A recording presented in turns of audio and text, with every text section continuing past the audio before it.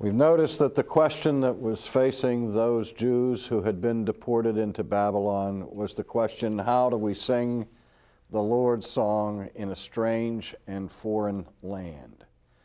Now, what they were experiencing at this point in history had been experienced much early in their history in the case of one man who had been exiled and deported to a foreign country. But in his case, he was alone. He didn't have the communion of saints to support him in his captivity. And I'm thinking, of course, of the life of Joseph in the Old Testament, when he had been sent into the land of Egypt, ended up in jail for many, many years. And the thing that was able to catapult him from a position of powerlessness in exile to being elevated to the realm of the prime minister of the land of Egypt was his God-given gift of the interpreting of dreams. We remember that which liberated Joseph from his condition was the occasion when Pharaoh had a dream that disturbed him and he couldn't understand it. And all of his magicians and counselors failed to give this interpretation until Joseph was called for, and Joseph unraveled the mystery for him. Now, the same sort of event takes place early on in the book of Daniel. The conquering king of the Babylonians was Nebuchadnezzar. And Nebuchadnezzar had a dream that disturbed him and bothered him. And he wanted to know what it meant, but he didn't tell the contents to those who were assembled among his court to give their interpretation. And no one was able to unveil the secret of this dream. And we read in the book of the prophet Daniel, in the second chapter of the dream of Nebuchadnezzar and of Daniel's explanation of it. In verse 24 of chapter 2, we read this: Therefore Daniel went to Arioch, whom the king had appointed to destroy the wise men of Babylon. He went and said thus to him, Do not destroy the wise men of Babylon. Take me before the king, and I will tell the king the interpretation. And so Arioch quickly brought Daniel before the king and said, I have found a man of the captives of Judah who will make known to the king the interpretation.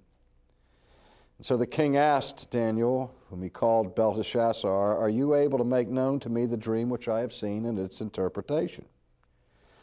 And Daniel answered and said, The secret that the king has demanded, the wise men, the astrologers, the magicians, the soothsayers cannot declare to the king, but there is a God in heaven who reveals secrets. And he has made known to King Nebuchadnezzar what will be in the latter days. And then he proceeds to tell him the content of the dream. In verse 31, he said, You, O king, were watching, and behold, a great image. And this great image, whose splendor was excellent, stood before you, and its form was awesome. The image's head was of fine gold, its chest and arms of silver, its belly and thighs of bronze, its legs of iron, its feet partly of iron and partly of clay. Here's where we get the image of feet of clay. And you watched while a stone was cut out without hands, which struck the image on its feet of iron and clay and broke them in pieces. Then the iron, the clay, the bronze, the silver, and the gold were crushed together and became like chaff from the summer threshing floors, and so on. Now in verse 36, this is the dream. Now we will tell you the interpretation of it. You, O king, are a king of kings. For the God of heaven has given you a kingdom, power, strength, and glory. And wherever the children of men dwell, or the beasts of the field and the birds of the heaven, he has given them into your hand and has made you ruler over them. You are this head of gold. But after you shall rise another kingdom that is inferior to yours, and then another, and then a third kingdom of bronze, which shall rule over the earth. And then the fourth kingdom shall be strong as iron, inasmuch as iron breaks in pieces and shatters everything. And like iron that crushes, that kingdom will break in pieces and crush all the others. And he goes on to explain the forecoming of four distinctive kingdoms. Now, there's been much controversy and debate in identifying exactly the four kingdoms that are in view here. I favor the position that is held by many scholars that the four kingdoms, the first one is clear, it is the kingdom of Babylon. And second, the kingdom of Babylon is followed by what is called the Medo-Persian kingdom, as the Persians conquered the Babylonians. And the third kingdom that follows after the Persian kingdom in ancient civilization was the Greek conquest of the ancient world, which one then in turn was followed by the Roman Empire. Now, as I say, there are some variations of this theme that others have concocted, but for the most part, this seems to be what these four kingdoms represent. And so Babylon's king, Nebuchadnezzar, is given this dream by which it is revealed to him that his kingdom is going to fall. And it's going to be followed up by lesser kingdoms that will all be controlled by the providence of God to bring about his future purposes. Now, we know that soon after the interpretation of this dream, Daniel, like Joseph before him, was promoted to a position of authority in the kingdom, along with some of his friends, Shadrach, Meshach, and Abednego. And we're all familiar, I think, with that story, how that after that, Nebuchadnezzar made this magnificent golden image of himself and required that the people show their obeisance to him by bowing down before the king. And Shadrach, Meshach, and Abednego could not do that, because we remember that one of the main reasons why the judgment of this exile came upon the people was because the people had fallen into the practice of idolatry. They had given worship to other gods and to pagan images. And even though they're in exile and they're surrounded by a culture that does not share their faith, Shadrach, Meshach, and Abednego will not compromise. And if there's a message here for us today, it's in the devotion and the loyalty of these men to the living God. And so certain of the Babylonians came and made accusations against the Jews. They flattered Nebuchadnezzar. They said, "O king, live forever. O king, you have made a decree that everyone who hears the sound of the horn, flute, harp, lyre, and psaltery in symphony with all kinds of music shall fall down and worship the gold image. And whoever does not fall down shall be cast into the midst of a burning fiery furnace. But there are certain Jews among you whom you have set over the affairs of the province of Babylon, Shadrach, Meshach, and Abednego. These men, O king, have not paid due regard to you." And can you see what's going on here? Some of the Babylonians are fiercely jealous that these foreigners have been exalted to positions of esteem and authority in the kingdom. And they're trying to be scrupulous. But these envious people come and say, "Hey, king, you made a decree that anybody who refused to bow down to that golden image was to be cast into the burning fiery furnace. And there are 3 of these foreigners that are not doing it."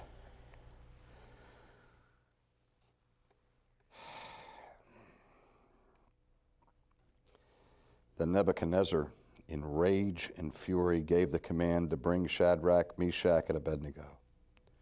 So they brought these men before the king. Nebuchadnezzar spoke, saying to them, "Is it true, Shadrach, Meshach, and Abednego, that you do not serve my gods or worship the golden image which I have set out? Now if you are ready at the time you hear the sound of the horn, the flute, the harp, and so on,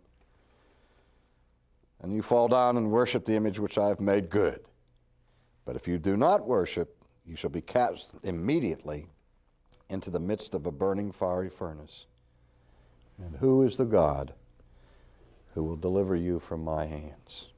I want you to remember that.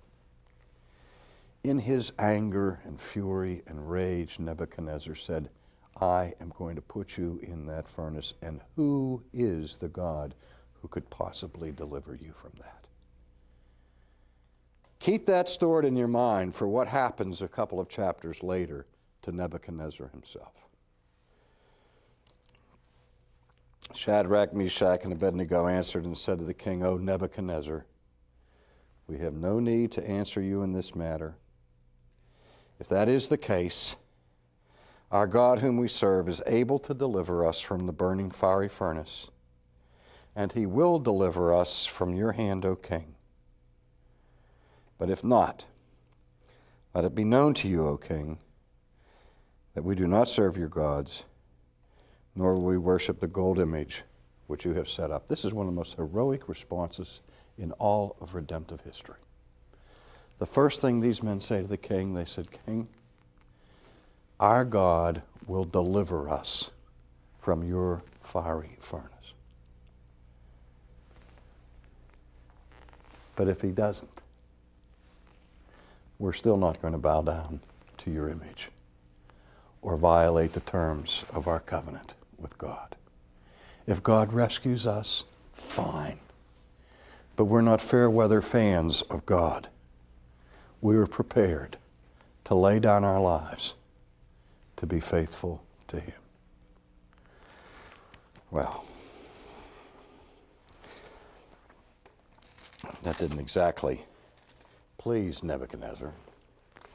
For we read that then Nebuchadnezzar was full of fury, and the expression of his face changed toward Shadrach, Meshach, and Abednego. He spoke and commanded that they heat the furnace 7 times more than it was usually heated. And he commanded certain mighty men of valor who were in his army to bind Shadrach, Meshach, and Abednego and cast them into the burning fire. And then these men were bound in their coats, their trousers, their turbans, and their other garments, and were cast into the midst of the burning fiery furnace. And therefore, because the king's command was urgent and the furnace exceedingly hot, the flame of the fire killed those men who took up Shadrach, Meshach, and Abednego. And these 3 fell down, bound into the midst of the burning fiery furnace. So they heated the oven so hot that the heat that emanated from it killed the guards that had tied and bound Shadrach, Meshach, and Abednego and thrown them into this devouring flame. Verse 24. And then King Nebuchadnezzar was astonished, and he rose in haste and spoke, saying to his counselor, "Did we not cast 3 men bound into the midst of the fire?" And they answered and said to the king, "True, O king." "Look," he answered, "I see 4 men loose, walking in the midst of the fire, and they are not hurt. And the form of the 4th is like unto the Son of God." I have to think that this is an Old Testament Christophany. This is a pre-incarnation appearance of the second person of the Trinity, who came not to the cross, but to the furnace, who stood in the crucible with his faithful people and rescued them from the wrath of this king.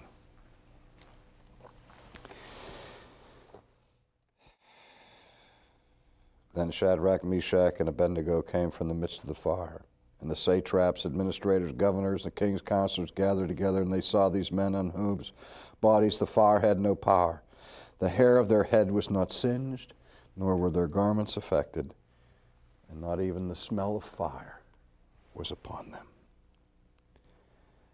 And Nebuchadnezzar spoke, saying, Blessed be the God of Shadrach, Meshach, and Abednego,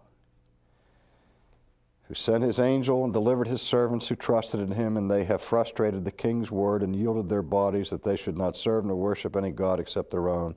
Therefore I make a decree that any people, nation, or language which speaks anything amiss against the God of Shadrach, Meshach, and Abednego shall be cut in pieces, and their houses be made an ash heap, because there is no other God who can deliver like this. Remember what he said earlier? Who is this God that you think can deliver you? And even the king becomes aware of the character of God. Again, Nebuchadnezzar has a dream. And again, Daniel is called upon to interpret it. And is his interpretation of judgment upon Nebuchadnezzar, where the reading of the interpretation is found in chapter 4, verse 31. While the word was still in the king's mouth, a voice fell from heaven, King Nebuchadnezzar, to you it is spoken, the kingdom has departed from you. And they shall drive you from men, and your dwelling shall be with the beasts of the field. And they shall make you eat grass like oxen. And 7 times shall pass over you until you know that the Most High rules in the kingdom of men and gives it to whomever he chooses. This is a contest of kings. Just as we saw earlier in the contest between Moses and God and the power of Egypt in Pharaoh. Now God is saying to the most powerful king of the time, we will see who has the power. The Most High rules in the kingdom of men, and he gives it to whomever he chooses. And that very hour the word was fulfilled concerning Nebuchadnezzar. He was driven from men and ate grass like oxen. His body was wet with the dew of heaven, till his hair had grown like eagle's feathers, and his nail like bird's claws. Does that remind you of anybody? Howard Hughes, in the dementia of his latter years, with fingernails several inches long. One of the most powerful men in the world, reduced to living like an animal.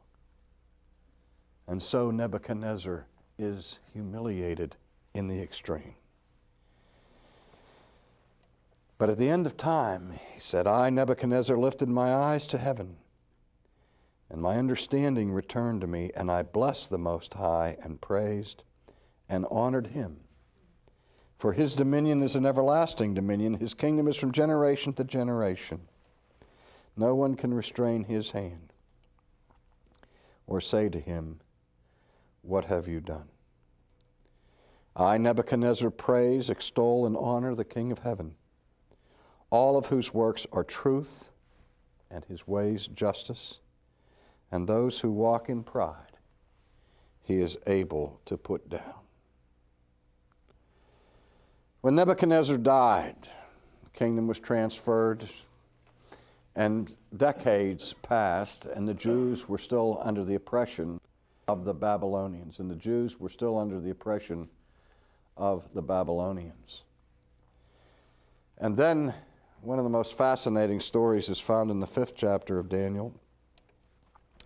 The story of a later king whose name is Belshazzar. And we read in chapter 5, Belshazzar made a great feast for 1,000 of his lords and drank wine in the presence of the 1,000. And while he tasted the wine, Belshazzar gave the command to bring the gold and silver vessels which his father Nebuchadnezzar had taken from the temple which had been in Jerusalem, that the king and his lords, his wives, and his concubines might drink from them. And they brought the gold vessels, that had been taken from the temple of the house of God, which had been in Jerusalem, and the king and his lords, his wives, and his concubines drank from them. They drank wine and praised the gods of gold and silver, bronze and iron, wood and stone. Do you see what's happening here? Belshazzar is filled with arrogance and pride, and he decides to have this mighty feast. He is the king of Babylon, and you have to understand that the city of Babylon, of all of the cities of antiquity, was clearly the most impregnable fortress of that time. Its walls were so thick and so high, it had no apparent points of vulnerability. And according to the secular historians, even while this feast is going on, the armies of the Persians had marched into Babylon and were contemplating a way to lay siege to the city. Didn't bother Belshazzar, because he knew there was nothing the Persians could do to defeat them. They had enough provisions in this huge city to last for years, and they could simply outweight the armies of the Persians. And as I said, the walls were impregnable. So he decided to have a feast, and he has all his dukes and duchesses and lords and princes and gets thousands get together for this feast. And while this feast goes on and they're drinking the finest wine, he orders that the booty from the destruction of Jerusalem, the sacred vessels of Almighty God, be used in this orgiastic celebration. And he takes the holy vessels of God, fills them with the finest wine so they can toast the pagan idols, the gods of gold and of silver. And while he's in the midst of this arrogant celebration, suddenly he turns and he sees what nobody else in the room is facing. He sees a hand that seems to be detached, a hand writing on the wall. Strange words appear before him, and listen to the account of what happens. He said, "The same hour the fingers of a man's hand appeared and wrote opposite the lampstand on the plaster of the wall of the king's palace. And the king saw the part of the hand that wrote. And then the king's countenance changed. His thoughts troubled him so that the joints of his hips were loosened, and his knees knocked against each other." I mean, here's this powerful king falling apart. His knees are knocking together. And he doesn't know what it means, and he calls for his soothsayers again to interpret it, and they can't. The words say, "Mene, mene, tekel, upharsin." And again, finally, it is Daniel who is brought in to interpret the saying.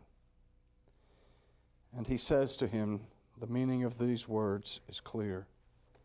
God has numbered your kingdom and finished it. You have been weighed in the balances and found wanting, and your kingdom has been divided and given to the Medes and to the Persians.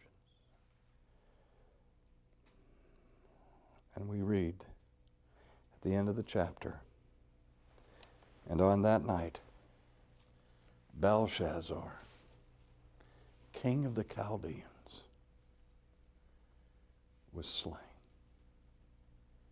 We don't know how it happened. We don't know how the Persians conquered Babylon, but the secular historians of the period say that there was an underground stream that went under the wall of Babylon that supplied the water to the city. And the Persian commander understood that and dammed up the river upstream, so that as soon as the water stopped flowing, this big, huge viaduct under the wall became passable. And while the feast was going on that night, the Persian army walked unimpeded under the walls of Babylon and surprised the king and his nobles while they're in a drunken stupor and conquered them. This is the story of the providence of God, who bestows kingdoms and takes them away. raises kings up, brings kings down. And Daniel is saying that the future of the people of God is not in the hands of the Babylonians, but in the hands of God.